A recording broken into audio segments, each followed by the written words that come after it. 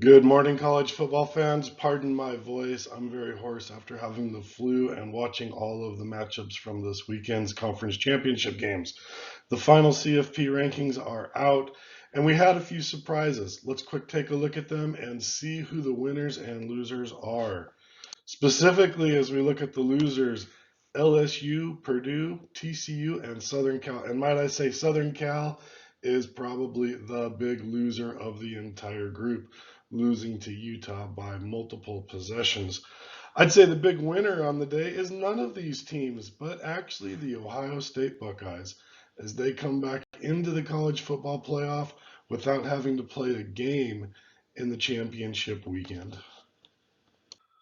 Using these outcomes and looking at the CFP rankings, we have the following matchups. In the Peach Bowl, we will have SEC champion Georgia with an undefeated record taking on Ohio State. I'll let you decide, are they second or third in the Big Ten this year? Looking at the Fiesta Bowl, we will have the actual Big Ten champion Michigan taking on TCU.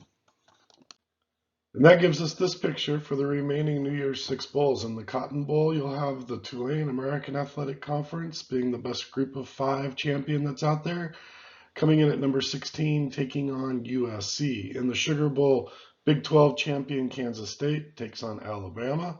In the Rose Bowl, you'll have Pac-12 champion Utah at 10-3, taking on Penn State at 10-2. And in the Orange Bowl, we have the ACC champion Clemson taking on Tennessee.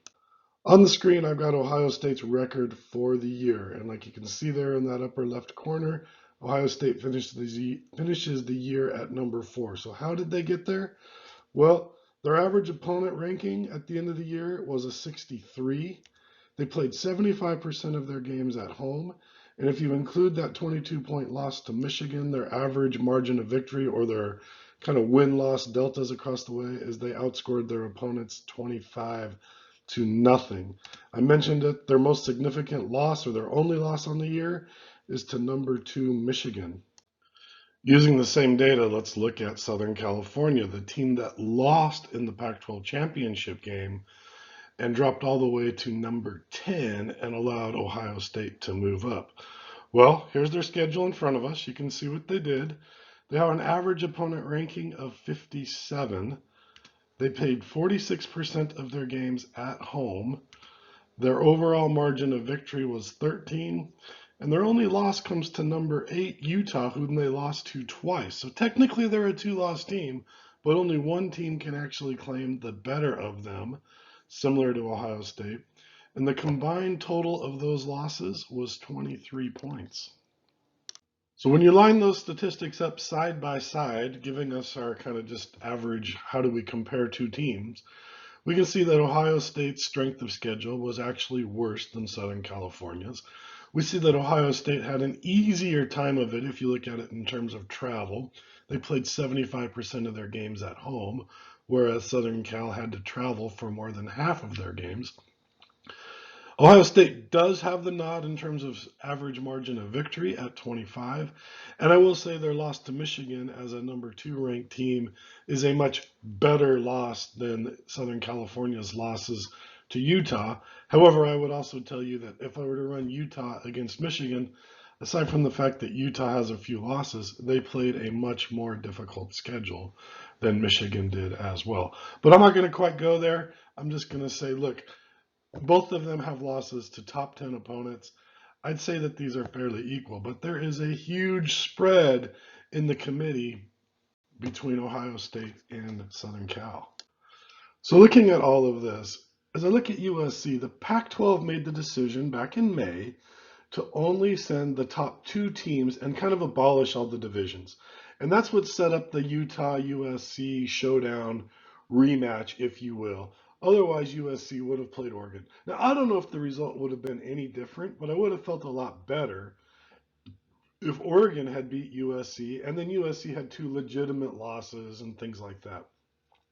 Compare that to the Big Ten, where they still have the divisions. And so we had this matchup of Michigan versus Purdue, and Ohio State sitting there doing nothing.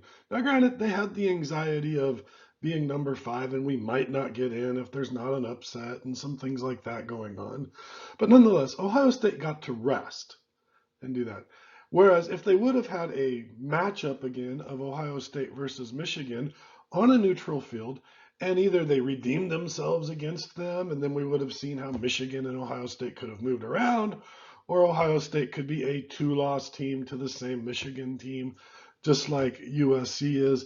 Would they have both fallen down to this number 9, number 10 scenario, and Ohio State not been in the playoff? I don't know. It kind of opens that door, and it really makes you question some of the decisions that are going on out there. I'm not opposed to Ohio State being in the playoff. I think it makes sense that they've chosen all of the one-loss teams and above to get in there. I just want to point out that these conference championship games should be a first-round playoff elimination game and not something that just doesn't mean anything. We could talk about TCU as well, how they lost and didn't move. And it's all because the committee had boxed themselves in with kind of these 1-loss versus 2-loss teams sitting right at that number 6 boundary. Well, there you have it for today. Thanks again. I appreciate your time, and we will talk again as the bowl games play out.